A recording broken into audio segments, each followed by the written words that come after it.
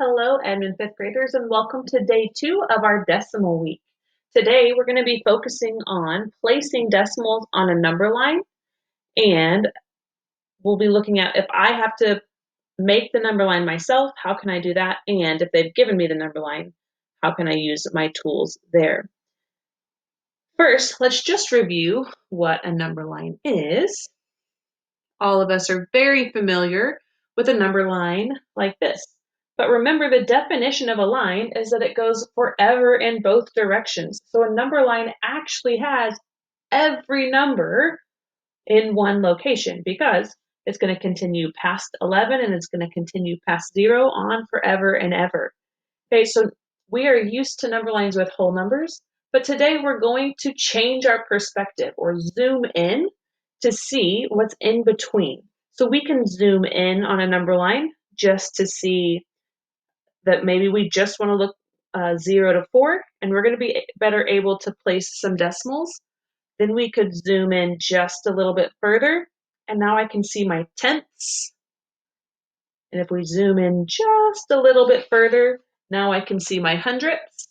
I think you can see the pattern there, that if we were to zoom in further, we could get all the way down to thousandths and continue and continue. So let's start with the strategies we need to create our own number line and place numbers on a number line, and then move to if a number line is given to us. Let's look at if I have to create a number line all by myself. Okay, the first thing I want to do is turn my paper, because look, now all of the lines are perfectly spaced out for me. So it takes out some of the guesswork and I can be a little bit more successful.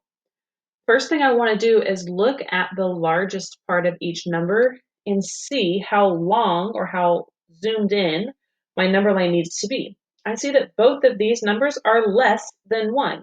So I can make my number line from 0 to 1 whole and be able to place both decimals on there. Then I want to look at what's left. These are both only going to what place value? The tenths place. So I need to break my number line down into tenths to help me. Sometimes our numbers have different place value, and we're going to talk about that in a different example. Okay, the first thing I always want to estimate is half. Okay, and just eyeball it. If we have our lines, then I can eyeball even easier. And what is half of 1? 5/10. Now I can more easily fill in the ones in between, and because I've turned my paper, I have 1/10, 2/10, 3/10, 4/10, 5/10 is already labeled for us, or we already labeled it, I should say. There's 6/10, 7/10, 8/10, 9/10, and then 1 whole or 10/10 is right here. Now that I've created the number line, now my job is very simple. Look back at my decimals and find where they are and label them. So I need to place 3/10. I'm going to place that one right here. I need to place 8/10, and it's going to be right here. Now, many questions can be asked off of a number line. What is the difference? That keyword difference there tells us to subtract, or which one's larger, and we can tell that as well.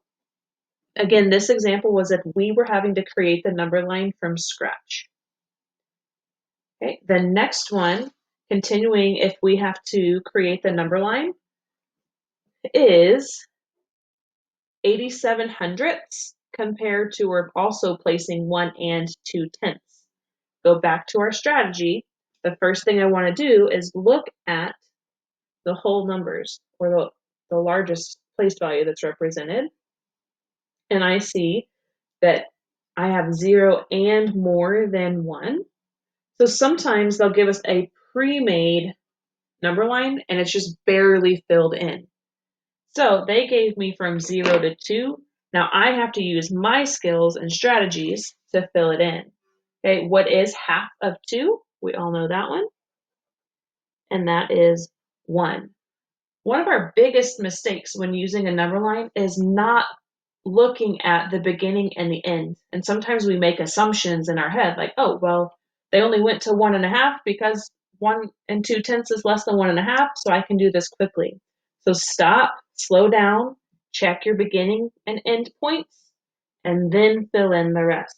So if I have 1/2, then I know that half of half is 5/10, and that between 1 and 2, half of that is 1.5. Okay, and that's still helpful. Then I can split it in half again, excuse me.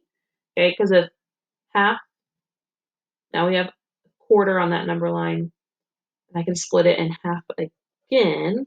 That'll be 1 and 25 hundredths. And this would be 1 and 75 hundredths. Let's fill in the other side. Halfway between. Again, I'm using my benchmark fractions. 1/4, 2/4, 3/4, and a half. And just filling in between. Notice it's not perfect, and it's okay. I'm just trying to help myself, planning ahead now to help myself later. Okay, the second strategy was to look at the place value afterwards.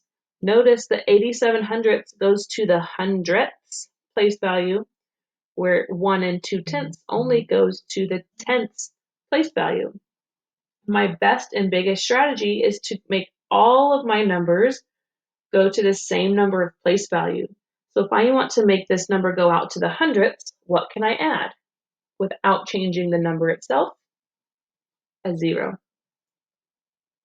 Okay, that changes it from saying like 1 and 2 dimes to 1 and 20 pennies. If we think of it like money, I didn't change the value. I just added an extra place so that I can help myself estimate. I'm going to go ahead and on my number line, put all of my numbers to the hundredths place. And now I can better compare. Let's start here. Between 0, because I'm looking at 0, between 0 and 1, where would I put 87 hundredths? Well, is it 25, 50, 75, or 1 whole?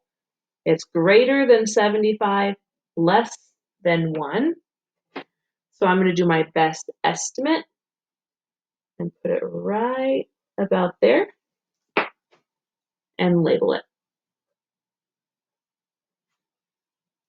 Okay, so I've placed 1 on my number line, and now I can go to the next side, and I see that it's 1 and 2/10, 1 and 20 hundredths, same thing, but 20 is less than 25, but it's close, so I want to estimate this one a little bit closer to that 25, 1 and 2/10.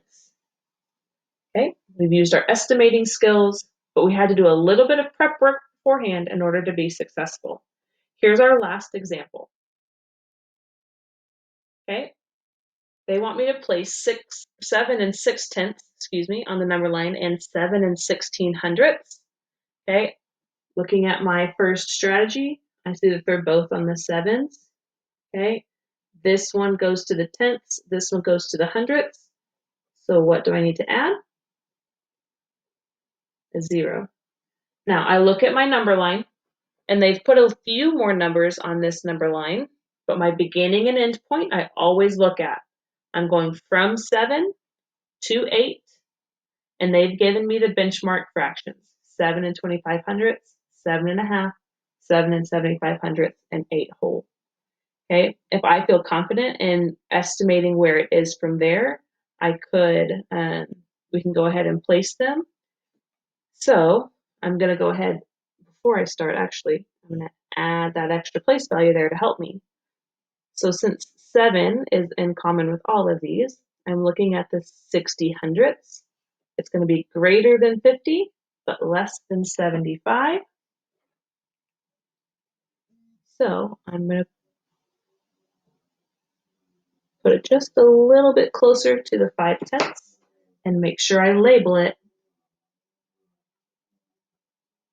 And then let's look at the other one. 7 16/16. 16 is less than this 25, but greater than that 0, so it's going to go in here somewhere.